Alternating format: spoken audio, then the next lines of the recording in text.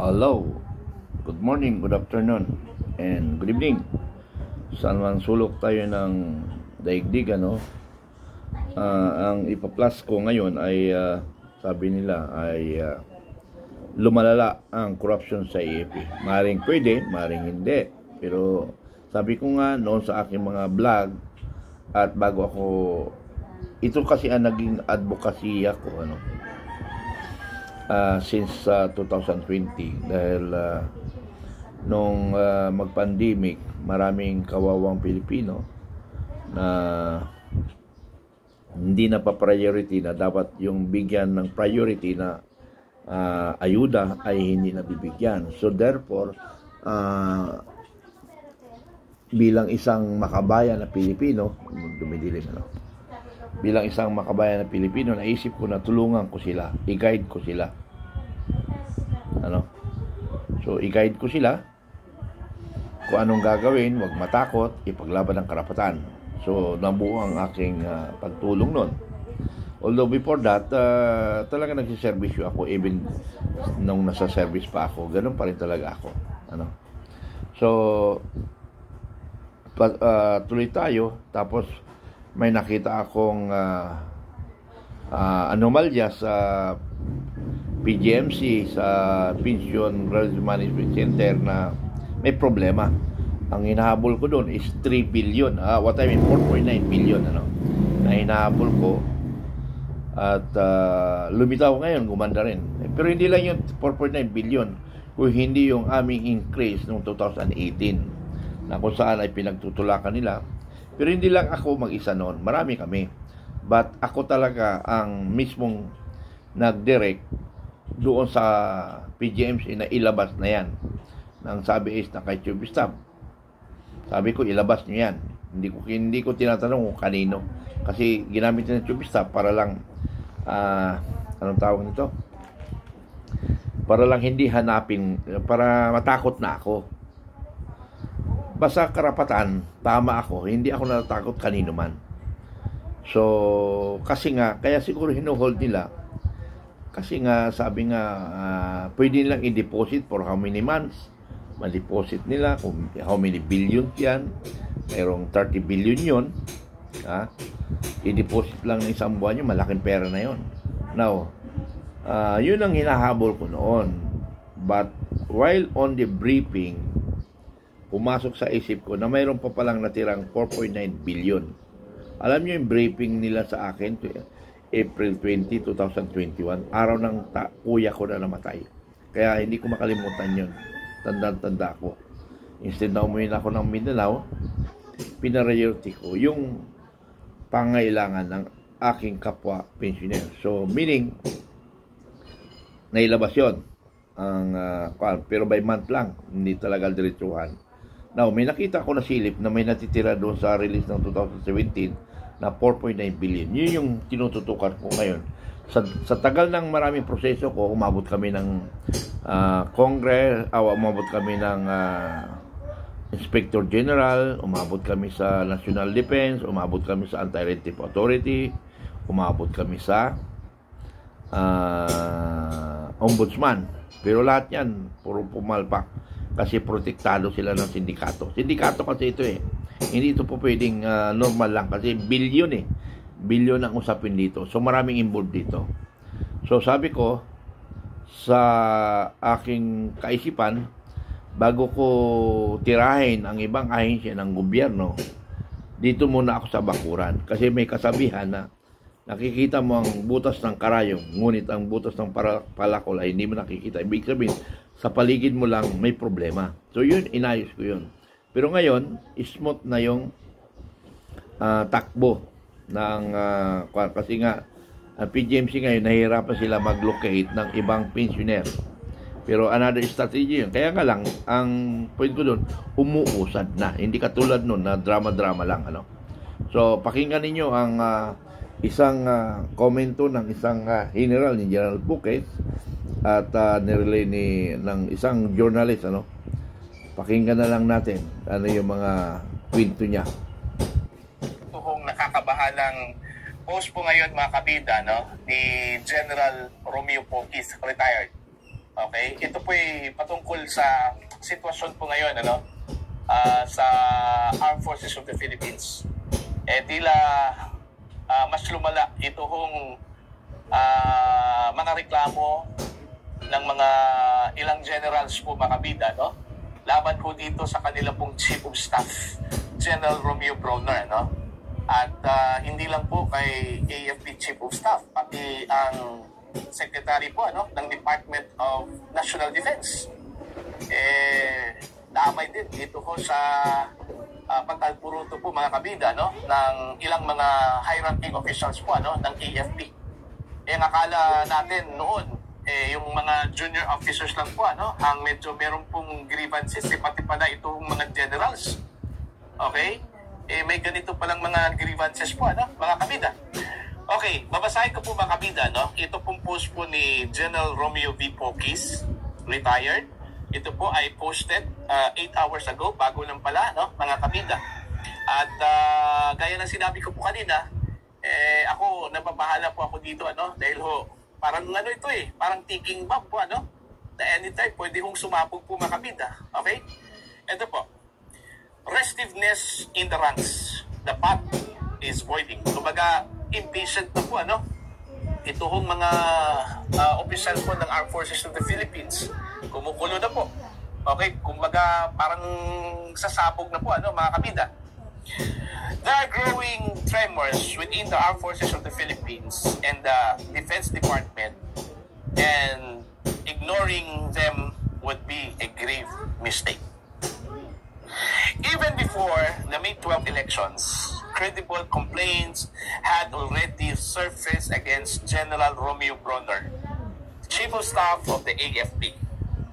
These were not baseless rumors, but allegations from fellow generals accusing him of favoritism, moral misconduct, and corruption widely circulated in military and civilian chat groups. Now, just days after the elections, the focus shifts to Defense Secretary Gilbert Chodoro. A 4-page document from senior officers, which is going the rounds online, outlines serious charges. Ito po yung mga charges po against Secretary Chodoro po makabida, This regarding the Board of Generals recommendations. Okay?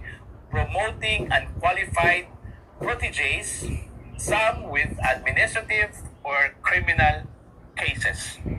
Stalling the AFP modernization program.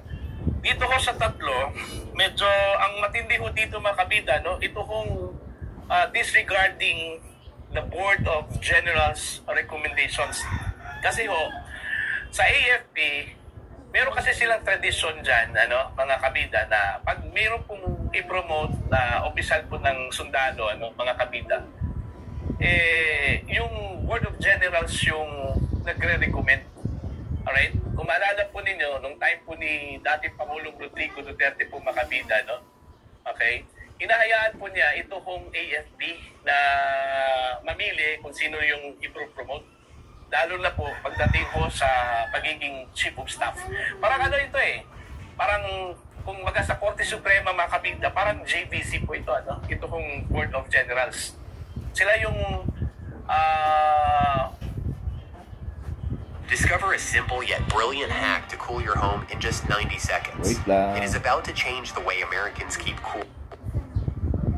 Mamimili kung sino yung qualified na ipopromote, lalong-lalo na po pagdating ho sa Chief of Staff, Tapos magkakaroon po ng shortlist, at dun po sa shortlist na yon, yun yung ibibigay po sa Pangulo. At yung Pangulo mismo yung mamili po dun sa shortlist. Parang ganun Pero problema daw dito kasi yung authority po ng Board of Generals po parang nawala po dito mga kabida. Kasi sabi po ni General Poquis dito sa kanya pong post, promoting unqualified protege, some with administrative and criminal cases. Meaning, hindi ho ito dumaan sa Board of Generals. Okay? Iilang tao lang po yung kumbaga gumawa para ho sa promotion ho dito, mga kabida. Kaya ito pong disregarding the Board of General recommendation, isa po sa mga grounds laban ho dito kay Secretary Teodoro, ano?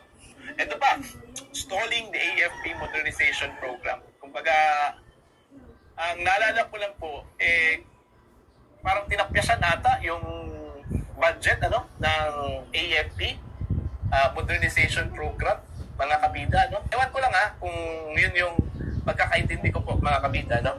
Ito po, this is not simply internal bickering. Active duty officers are now going outside the chain of command, urging media to take their grievances directly to the president. This is no longer decent. It's a coordinated signal of institutional resistance. Usually kasi, pag may mga reklamo, hindi talaga lumalabas yan sa media.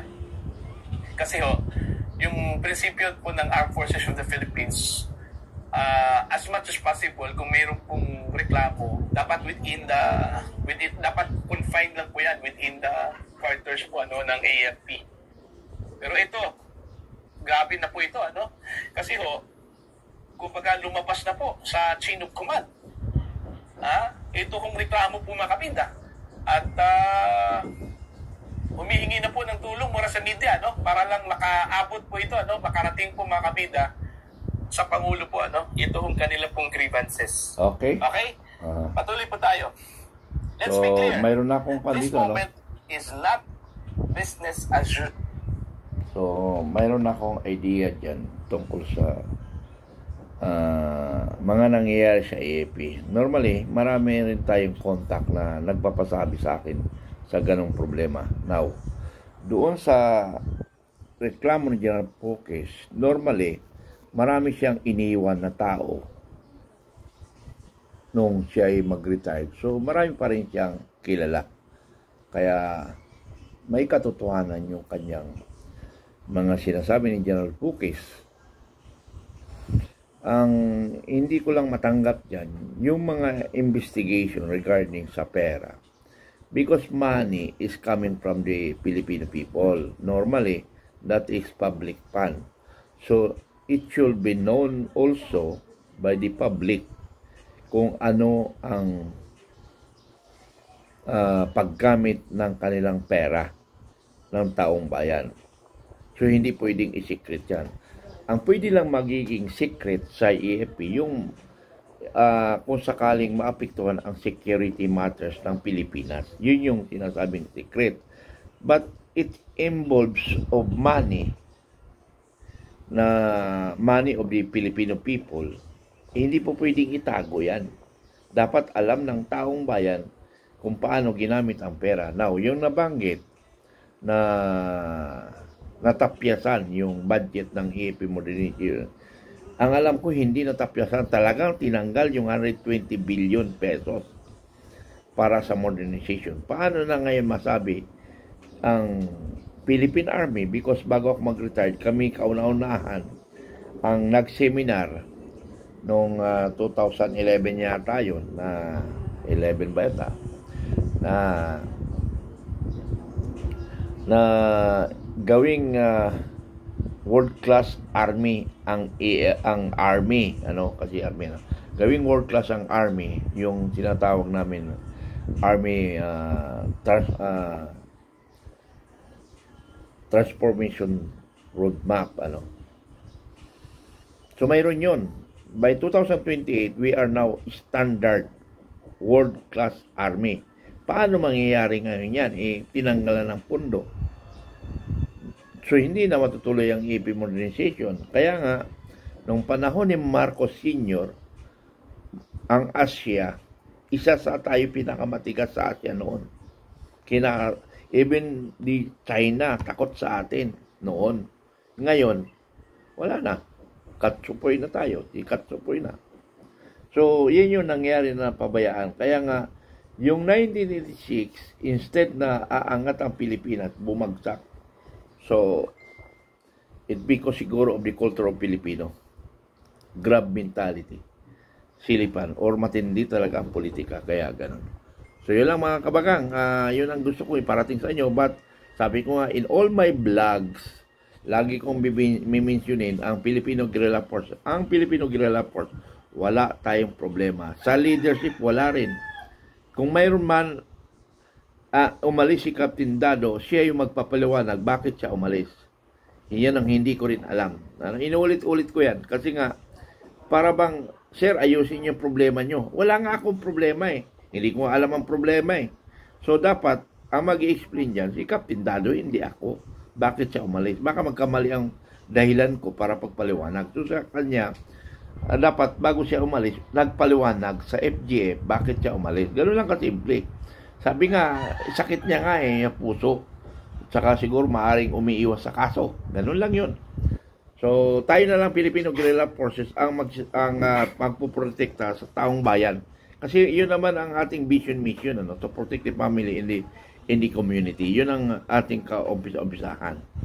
So, hindi tayo lilis dyan. Now, paano pag-organize? Kasi nga ang mga commanders, tanong ng tanong sa akin, anong update? Pag sinabi ko pa kayang update ganito, mag-ipon tayo para pabagsakin ang mga corrupt. May tao na kaya kayo? Yun yung tanong doon. So, ang tanong nyo, anong update? Kasi ang aking mga tropa ay naka-organize na. Hindi yung kayo ang magtatanong sa akin.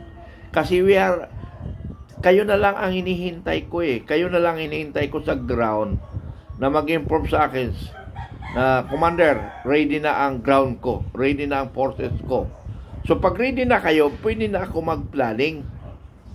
Kayo ang nagtatanong, ako ang magtatanong sa inyo kung ready na kayo. So dapat, anong update? Kasi yung tao ko rito, ready na. So ganun, para may analysis at ma-evaluate ko ang sitwasyon. So ganun, pa-organize kayo ng pa-organize. Diyan sa barangay, para may yung tao sa barangay. Kasi ulitin naman natin, from national down to municipal, stopping lang yan ang tao. Walang tao kayo dyan, kundi staff officer nyo lang. Pagbaba dyan sa barangay, nandyan yung lahat ng tao natin. Kaya, ang record natin, supposedly, nasa barangay or municipality.